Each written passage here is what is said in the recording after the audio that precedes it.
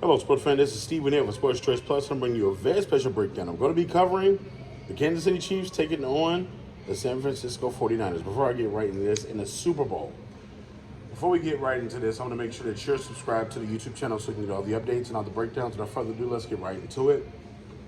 You saw how the Kansas City Chiefs took every advantage that they could to beat the Baltimore Ravens to get here. It's been a tremendous season. And you see how the 49ers were able to outlast the Detroit Lions and come back to yet another Super Bowl. This is going to be a high-accredited matchup. You look at the AFC and the way that they were able to put the toughest teams together in the NFC as well. Well, this is the last game of the season, folks. When you look at both these teams coming in, the offensive standpoint, quarterback versus quarterback, Brock Purdy obviously is up against a monster in Patrick Mahomes. A monster who's just been to multiple Super Bowls, who's been to 5 AFC Championship games in a row, who's had something to say about the Super Bowl the last couple of years. And you're looking at the Chiefs being in a position to go back and possibly do damage. When you think of Travis Kelce, when you think of Pacheco, when you think of all the guys that's happening, all the guys that's playing well, Chris Jones on defense, this is going to be a style fight. When you're thinking of boxing, powerhouse, you got the 49ers coming in, and you got the finesse Kansas City Chiefs. When you're thinking about Patrick Mahomes, he only has 3 real guys that he can go to on this team, because obviously the Kadarius Tonys of the team and some of the other guys that not really produce when you give them the ball, mistakes have been riddling off throughout the season. So he's limited in what he can go to, but when he does hit Pacheco, he seems like he's ready for the moment. He's ready for the fourth down in one. He's ready for the big catch come across the middle. He's ready for the big conversion. And Patrick Mahomes trusts these guys.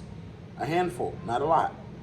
But you got to think the offensive line is going to play big for Patrick Mahomes because the 49ers do have defensive monsters on the line. You know, Bosa's going to be coming. They have so much that they have to do to slow down Patrick Mahomes. So when you're thinking about the 49ers defensive front, you got Superman in the middle playing linebacker with Warner. You got to think, what are they going to do to possibly slip up or possibly trick Patrick Mahomes into throwing interceptions? The 49ers cornerbacks are the weakness on the defense. When you look at the defensive line, that's a strength. Linebackers also a good strength. You look at the safeties also being a strength. The cornerbacks are going to be the weakness for this team. So how do the San Francisco 49ers hide their cornerbacks? By simply going to man coverage and having the safeties come down. That shift where the safeties play a little bit closer, a little bit tighter, and now your linebackers are playing more free. They're playing sideline to sideline and helping out. So Patrick Mahomes is going to have to figure out how to get Travis Kelce in certain pockets and still also get Pacheco into the game and get him going. They're going to have to run the football against the 49ers because the 49ers have been susceptible to trick plays and or running the football. We saw Detroit Lions blueprint where they came out with Jameson in the first half. They came out and they hit him heavy with different play actions. They hit him with different reads. They hit him with run-pass options, even though Jared Goff's not a run-pass option quarterback. They were able to have success against this team. So when you're looking at the 49ers, you're asking yourself, are they going to be able to make timely adjustments? At halftime, we saw them do that. Patrick Mahomes and company have Andy Reid, and he makes adjustments on the sideline every single series. You may see him with the Waffle House playbook with the little laminated cards, but he's also dissecting. He's saying, Travis, this is what I see, Travis. I need you to sit down here in the zone. Pat, you got to get the ball out quicker. Roll your coverage this way. He's giving Patrick Mahomes the ultimate guru tips, and Kyle Shanahan's doing the same thing for Purdy. So when it comes to head coaching matchups, I think this is Andy Reid with the advantage.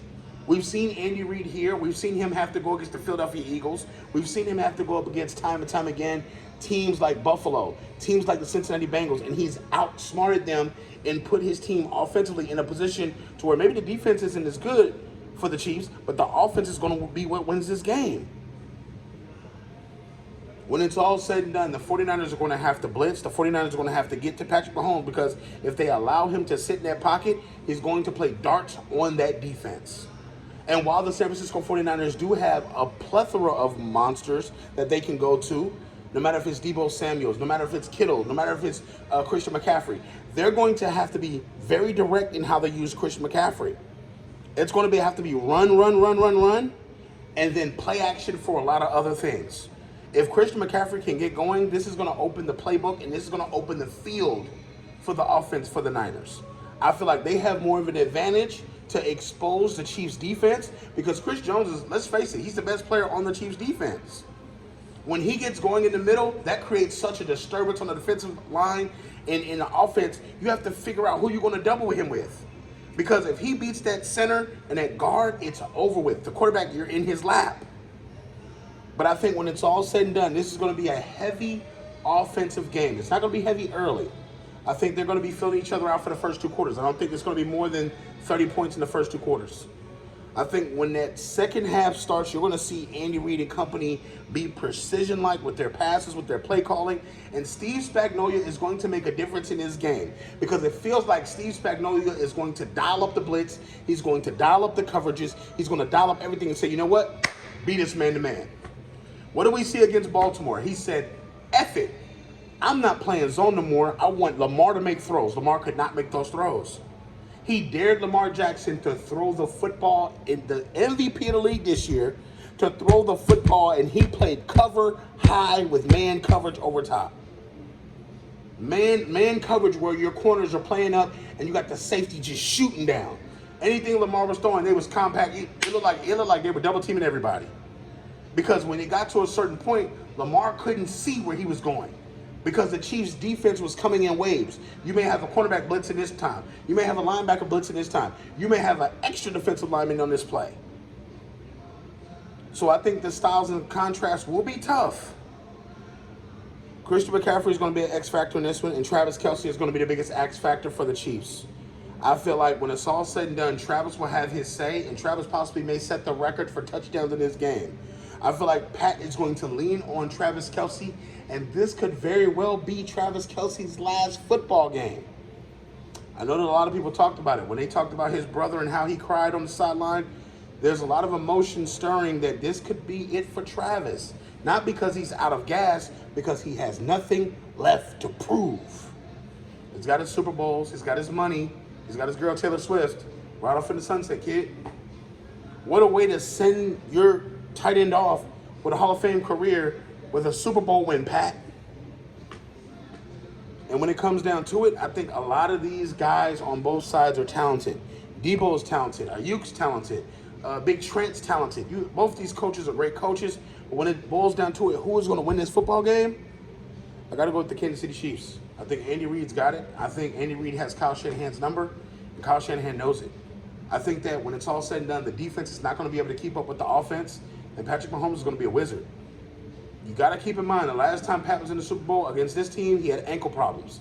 He's not going to have ankle problems now. And I think you're going to see a more mature Patrick Mahomes, and I think you're going to see him dissect his defense, and then they're going off into the sunset. Andy Reid possibly could retire too.